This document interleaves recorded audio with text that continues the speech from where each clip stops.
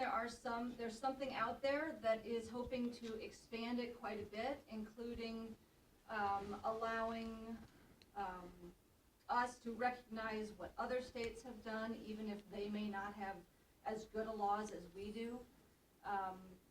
So in a point of clarity, are you asking for us to keep and maintain the current laws that we have on the book, or you're asking to expand them? I'm asking you to keep what we have. We have a really high rate of gun ownership in Iowa, but we also have fairly low gun violence rates.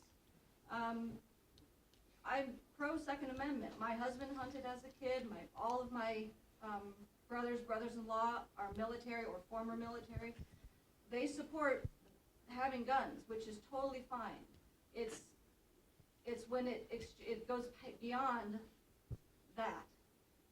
Iowa has decent laws now. There is legislation that's working its way through, or will, that hopes to expand that and not protect my family and not protect the officers that I work with. Yeah, if you're asking, am I in favor of removing background checks, I'm not. And I've spoken to numerous law enforcement for multiple reasons, if for no other reason, for the mentally ill out there and some of those issues. Very well aware of it. I'm pro Second Amendment as well, but I wouldn't be for the removal of or expansion at this point in time of background checks. I think they work well in the state of Iowa. And I'm not an expert in this area, but I do believe there ought to be some kind of background check of a person's criminal history or mental history as well. So Great. that's pretty common sense, I think. Yes, exactly. Thank you. As one that was lucky enough to get in for 10 minutes, I so appreciate, and I think you have no idea how much better you've made us feel to stay this. Well, and I'm sorry that we ended up in the situation that we did. But Senator Schneider and I both felt you guys showed up today. You're here. It's a public forum. We want to listen to you. And I know the respectfully. chamber looked for a larger venue Yep. too. And normally we get half this number at one of our forums. And once, yeah. And by the way, we're going to have 3 more forums here, I think, before the end of 2 more. So make sure you put those out and make sure you show up again. Okay. My question might need a little explanation. I'm concerned that we're dividing the collective bargaining for our public employees up as if we value some differently than others. And I think I've heard people say, well, the reason is the police officers and state patrol, they do the critical intervention at the moment of crisis. But you've got healthcare workers, public school teachers, nurses, counselors. They're doing so much critical intervention, starting in kindergarten, identifying children, at-risk programs. We've cut funding for lots of our DHS workers when you look at their caseloads. Plus, the caseloads aren't as simple as, oh, maybe one parent's bad. Now it's where do we find the nearest relative? These are time-consuming. I understand the number of state patrol have dropped. This seems like, and then the question would be, are these other positions not as valued, which is what the message is if we say cutting collective bargaining for the state troopers and stuff, we're going to take that out because they're more important. Their intervention is more important than the others. And that's my question. How do you compare or rank these different groups within public education? From my perspective, it's not a question of value. Personally, I value everyone's job, what they do. The difference from my perspective is the types of risk to which our first responders subject themselves on a daily basis, and the toll that puts on them mentally and physically, and also the nature of their jobs. When if one of these guys wants to transfer to the West Des Moines Police Department, they're starting at the bottom of the totem pole. They don't have the same lateral mobility that many of us have in our jobs. Now, I could go to a different insurance company and get a similar position there and make as much or more and get more responsibilities over more people. But that's not necessarily true in fire and police work. You understand if teachers move, they lose their seniority, most of it. Yeah, and to your point, So sir, they drop down on the salary and please don't take this disrespectfully. I don't mean it at all. But that's one of the things that we addressed in the last crowd. And Don, if I recall, this is being recorded and can be reviewed, right?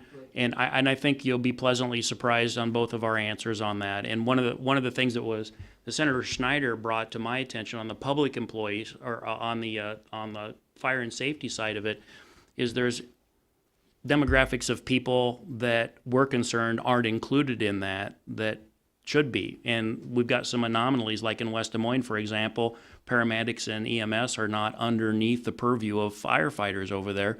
And in the bill currently, it doesn't include that. So Senator Schneider and myself have had a conversation about that this week. And in many ways, I feel just like you that there was an arbitrary line drawn in the sand.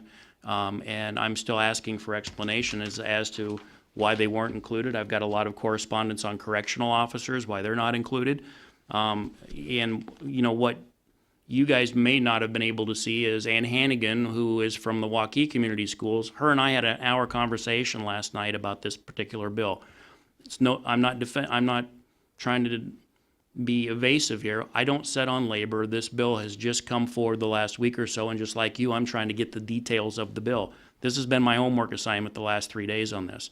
So we are both taking this very seriously. While it has come out of the Senate, there's a hearing from the House on Monday night.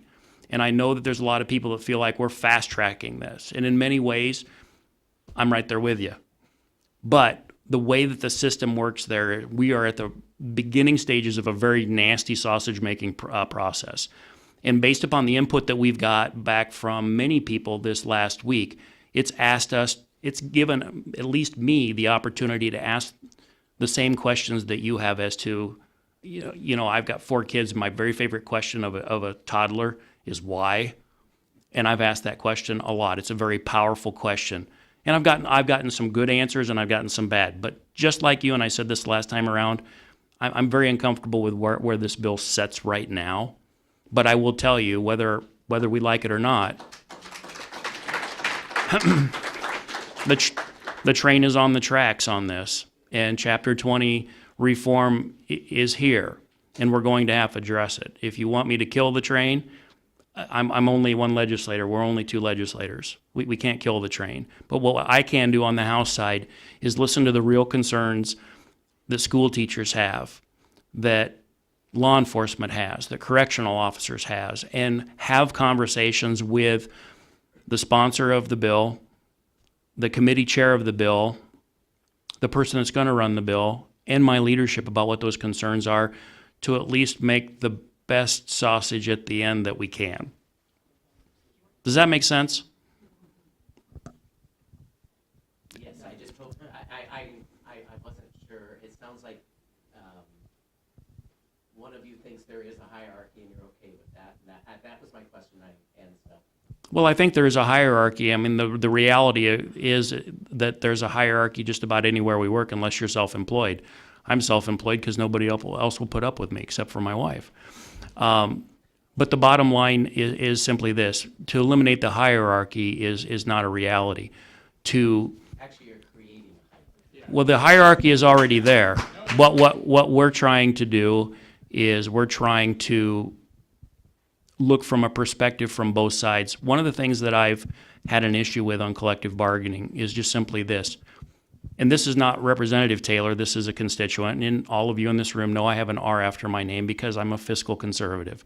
As a constituent, I've had a little bit of angst after reading this bill. And tell me if it's real or not, that the taxpayer really hasn't had a seat at the table on this. That I feel kind of like, as a taxpayer, we're kind of being used as an ATM.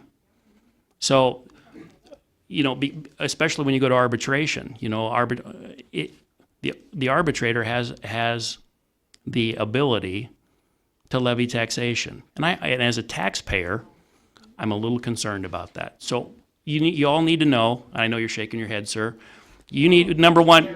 So I'll ask you in a moment, and you'll see this from the last group of people that we had. I think what you'll find is Senator Schneider and I are open-minded in listening to you on this, the concerns that you have, and if I wasn't taking this seriously, I wouldn't have brought this that I've spent the last 3 days on researching and trying to discover the right questions to ask my own caucus as to why are we doing this, and what is the unintended consequences of voting for this bill and passing this bill. I'm a guy that's about unintended consequences of legislation.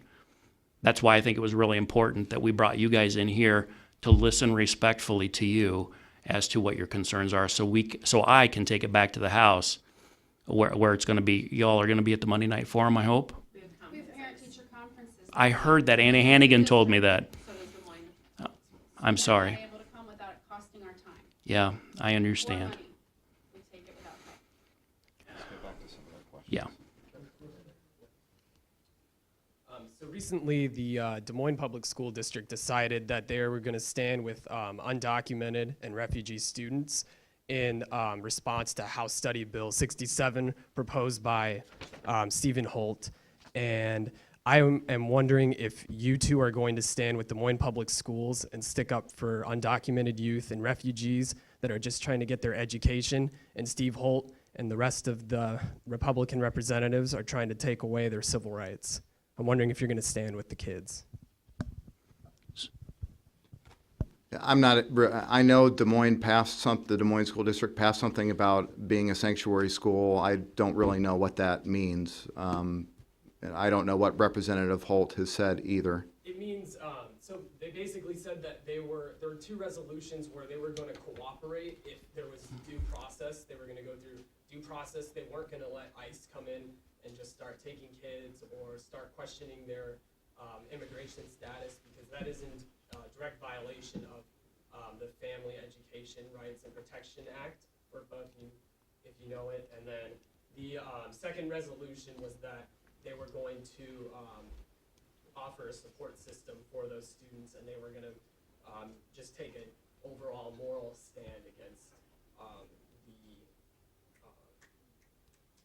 the study bill altogether, and Trump's administration's policies and attitudes towards immigrants and refugees. I'm going to take a little different stance on the sanctuary school districts. The concern that I have with what the Des Moines Public Schools did is frankly an issue of funding, and whether or not you can continue to take that stance as a sanctuary school district, which is the first in the state, if I recall, right? And whether or not you're jeopardizing your federal funding or your state funding back to the school district. I have grave concerns over that. I'm willing to listen to both sides of it. I think in premise it's noble, but in reality, I am terribly concerned, and I don't represent any of the Des Moines Public Schools. But the unintended consequences of the stance that they have taken is noble, but at the end of the day, if it's jeopardizing state and federal funds or withholding those funds to your school district, that's a real disservice to your teachers, to your students, and it's a concern that I have. So I'm monitoring and I'm listening. I understand, but the language of the resolution itself is stating that that Des Moines Public School Districts would be, they would cooperate with. The microphone has to be on. Sorry. So they, the language of the resolution itself is that they would comply with ICE and other immigration officers and policies if there is due process and if they find criminal intent. So basically the resolution is saying that they're not just going to roll over when ICE comes knocking at the door. They're going to make them go through due process and everything. So that protects their federal funding. Just confirm that that's just my knee-jerk reaction. You know, that headline's only a couple days old, and so all I can tell you at this point in time is I'm monitoring it. Hi, I'm Matt Chapman. I live about a mile away here. There was a vote on Monday to quit using the graphics, the visual aids during debate. And I just wondered, I haven't checked yet, did you guys vote for that? Well, first of all, I think what you're talking about was the House rules, which, by the way, doesn't affect the Senate rules. We Okay. have different rules. Okay, so it's just yours. Just me. Okay, Yeah, I own this one. okay, so you voted for that? I did, Okay, and let me finish here. Oh, I'm sorry. If you look at the video, I'm on record on this, and just for a show of hands, how many of you have been in the Iowa House before? So you know it's a pretty big place, right? So I voiced concerns, and the reason that I voted for not having visual aids in the rules. By the way, we can suspend the rules to provide visual aids if we want to, with a Okay. simple majority. Okay. But in my example, I asked Representative Mary Masher to yield only for this reason, because she's the furthest person from where I sat. Okay. So I sat over by where the media is in what we call quadrant 4. She sits clear at the very back in quadrant 3. Okay. I could tell from where I was at that she had glasses on, the color of clothes that she was wearing, but I was holding up, and you guys will love this, maybe, but on my desk I have a Band-Aid box that my son got me when he went to Europe a couple of years, and when he thought as a legislator it says, keep calm and carry on. So I held that up and I asked Representative Masher to yield, and I said, Representative Masher, only reason I ask you to yield is for this reason, and I'm not picking on you, but can you tell what I'm holding up in my hand? And she said, it looks like a button. And I said, it's not. I said, it's a Band-Aid box that keeps Band-Aids that I keep on my desk that says, keep calm and carry on. Not to be disparaging at all, but we made a huge issue about this when, in fact, if you've not been in the legislature before, sometimes when people from both parties hold up visual aids with best of intentions, we on the floor can't see them. Okay. So I voted against I voted for changing the rules to not allow visual aids, simply because if you've been in the House, you just know you can't always see. And I think that's very important for me when I've got other legislators that are holding up Okay. information so I can make a best decision. Okay. But my point of view is, I mean, I didn't even go to high school. I was homeless as a kid, and the school knew it, and they just threw me out anyway. That was a I'm long time sorry. ago. But there's a lot of folks out there like me, and those visual aids, when we see them, it's a lot easier for us to understand what's going on. When you show a graph and it shows something going down or something going up or whatever, and it almost seemed to me more like an attempt at keeping the information down, Yeah. keeping the information away from folks like me that aren't as educated. I can tell you with confidence that it wasn't meant to be that way at all. But that's a and what byproduct, right? And what we've asked both legislators on both sides is simply that if you have a visual aid that we need to talk about, that you distribute it to the floor electronically, because that's when those visual aids come up. Okay. I'm just saying it would be good for folks like me I get it. to see that kind of stuff. Okay, thank you. We have time for one more question. Apologize, but it's been a...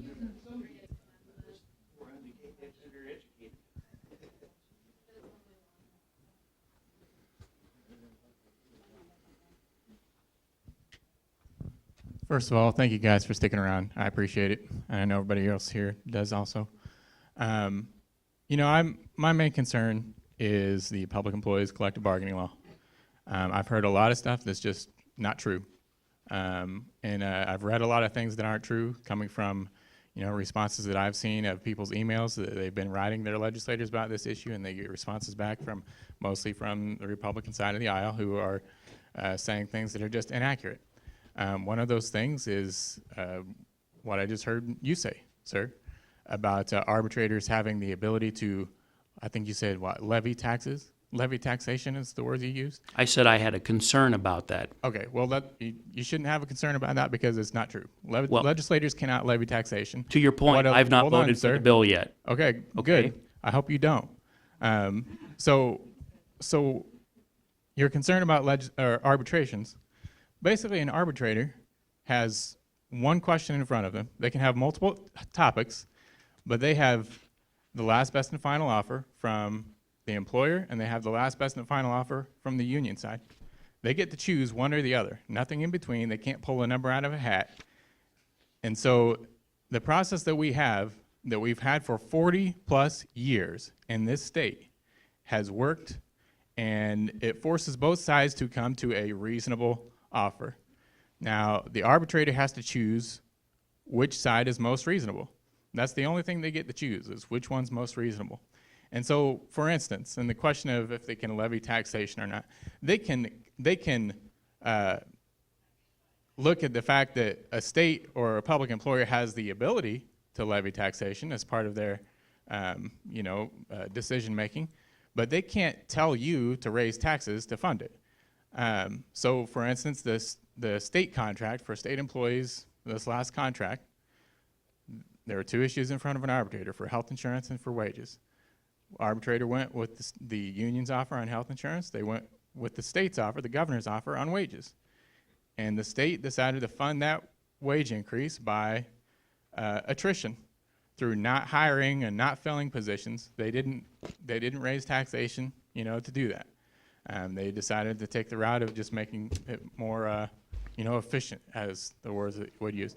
So my question is if you are going to choose to vote yes for this bill, I just want you to think about the 180,000 public employees that go to work every single day to work for their fellow citizens.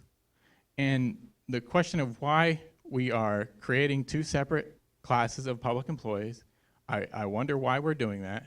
And I get the idea that some people are putting their lives on the line. Well, lots of them put their lives on the line. Snowplow drivers put their lives on the line. There's a whole host of them that put their lives on the line working for all of us. And so I want some explanation as to why this is even coming up. Why, after 40 years of this bill working for taxpayers, arbitrations only happened, they are like 10 arbitrations all of last year out of 1,000+ bargaining units. This is not a concern. This is not something that affects people, the arbitrations that are going on. Taking away the right to collective bargaining, limiting people's bargaining to just base wages and nothing else, and then limiting that to 3% or the CPI, and that's not bargaining. And so if you're gonna say that people have collective bargaining because you're calling it bargaining even though they don't really get to bargain, I have a huge problem with that. And I would hope that you gentlemen do also. And so I just implore you to look at this and think about the unintended consequences of this, because there will be huge consequences for 180,000 families in this state. And it doesn't just affect them, it affects the rest of the public. How many people, public employees, spend money in small businesses all across the state? That's money taken out of our communities. And so the idea that we are, funding and compensation for public employees is somehow stealing money from taxpayers, that just doesn't make sense to me. Because it all the compensation that public employees have, it funnels back through our communities. It filters through our economy. Sir. And makes us strong. So I just ask you to please look at this and explain to me why this is even coming up. I think when you have an opportunity, I think when you have an opportunity, when you leave today, and again, I'm sorry we couldn't fit you all in here originally today, but I think when you review the video from the Waukee Chamber, I think it'll clarify where our concerns are, much of which are very similar to yours, and what our positions are. What I need to convey to all of you is that, believe it or not, we're still very open-minded as to what your concerns are, so that we can voice them and be a representation to you back at the Capitol and the folks that are leading this bill. We have heard from people in mostly, I guess, in the previous group that was in here about suggestions to make amendments to the bill as it stands now with respect to things like still being able to negotiate grievances, just cause for being terminated. Those things make sense to me, and those are things that I'm going to talk to more people about, like Ann Hannigan, who represents the Waukee teachers, and others. So I'm taking some things back from the conversation today, and I'm certainly going to do my due diligence and make sure I'm well informed before the bill comes up for a vote. And my wife's a public employee too. I really appreciate the work that you guys do.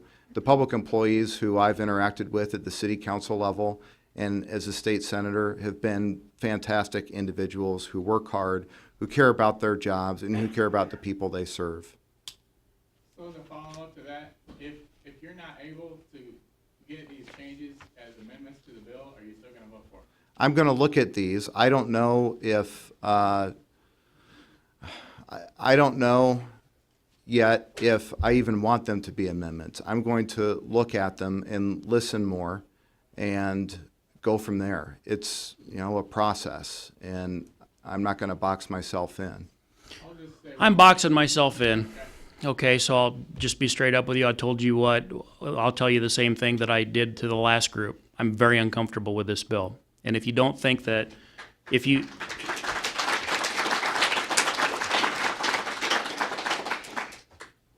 you don't think I'm not taking it seriously and listening to both sides, this is living proof that I am.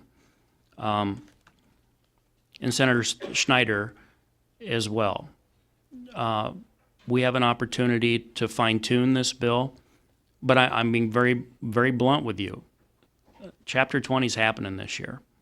There's nothing that two legislators here can do to change it. The train is on the tracks and it's moving. So at the end of the day, my job at this point in time is, now that it's coming over to House, is try to refine it or limit it to a degree that makes sense for our constituents. So, again, I'm listening. The one thing that I would ask all of you out there is you ask us to be respectful. We ask you to be respectful when you send us emails and correspondence. Most of you have been very, very respectful. But I have to tell you that there's a number of people, especially in the last group, that sent me very emotional emails last week. I didn't respond to them until I could talk to them. Because there's a tone that is conveyed with an email or a text that you can't interpret. But you can when we're eyeball to eyeball, face to face, talking about how passionate you are about the subject and knowing that we're receptively listening to you, that frankly, an email or a response to an emotional email just does not do justice. So for those of you in the crowd that have emailed me this week out of concerns and emotion, I haven't responded to your emails. For that, I apologize. But I want to talk to you personally about it. And I'll stay here today as long as I need to talk to each one of you. I mean, there's 9 votes. Sir, please. I don't Sir. know why this is happening. I'm sorry, I'm very uneducated on this subject. I didn't come here for this subject. All I've heard is about complaints on the subject, and so I haven't heard a reason yet why. Why did this come up? Why did this bill come up? Yeah, That's what I want here's why. That was my question. That's the only question I came for. Okay, It never was brought up prior. can I answer it? Sure. Thank you. Repeat the question on the microphone. Yes, the question is, why are we even talking about collective bargaining? And there are a couple reasons why. One is, first, overall, collective bargaining has been good for Iowa. I'm glad it was created 40 years ago. I'm glad it's still here. There are people who wanted to just get rid of Chapter 20. I argued against that because I see the value in it. At the same time, it's 40 years old. And the workforce today in both the private and the public sector look differently. People in the private sector now are paying more for insurance than they did 40 years ago. They don't get pensions anymore. And public employers are saying they'd like more flexibility in being able to try new things when it comes to education. They'd like to pay some teachers more who perform well. Public employers like cities and city managers would like to be able to fill open positions based on merit, not just longevity. And what we're trying to do is provide more flexibility and rebalance the scales a little bit more in favor of the taxpayers. Teachers didn't ask for that. Special ed, I will never get They married. didn't ask for that, to be evaluated that way. Ms. Hannigan and I had a long conversation about your specifics last night. I understand. Thank God, because I've already been to Ahmed, I've already been hit, I've had to defend myself, I've had to defend other teachers, I've had to defend other students, I've had to call the police, and this gray hair started a lot longer than I've been in this job. My brother-in-law teaches special education in Des Moines Public Schools, so I definitely understand. My wife's used to be a behavioral interventionist at Stillwell, so I can imagine those stories. You guys are I'm ready to saints. go to work on Monday if I can have health benefits and a job, and associates who are willing to work for me. Well, I'll you'll, never get merit pay, never. And I'm too old, I've been doing this 22 years. I'm gonna make as much as I'm ever gonna make. I know you want to end, but there's a lot of frustration in that we haven't had voice. This came up, it got ran down, you're talking about the trains on the track that's going down. Get off the damn train. Because there's not been any discussion. That's why we're all frustrated. That's why I am frustrated. And Because the other, there's never been any question, and someone proffered the idea, well, there's been meetings, no one's brought it up. Well, I never knew about the meetings, number one, my bad, I guess, should have been more attentive to it. Give this man the mic. Wasn't the original But- bill was bipartisan, wasn't it? Governor Ray and the Republicans. The voting with bill the 40 Democrats. years ago. Yeah. and Yes. That's what's different this time. That's why people feel ramroded, I have is a it's not bipartisan. Here's my question.